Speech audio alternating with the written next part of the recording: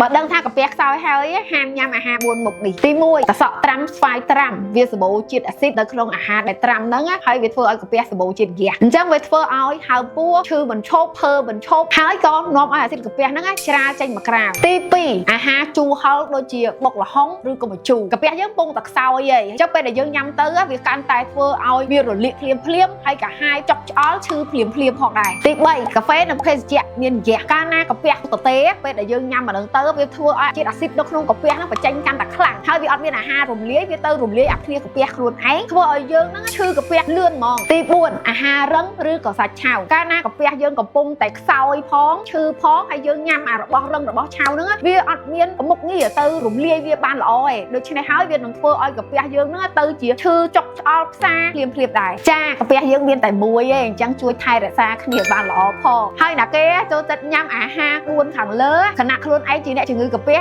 ជួយខមមិនប្រាប់អ្នកគ្រូសៀវភៅផងហើយបើចង់ដឹងតិចគេព្យាបាលរបៀបបាច់ហ្នឹងចាំទស្សនាវីដេអូក្រោយទាំងអស់គ្នា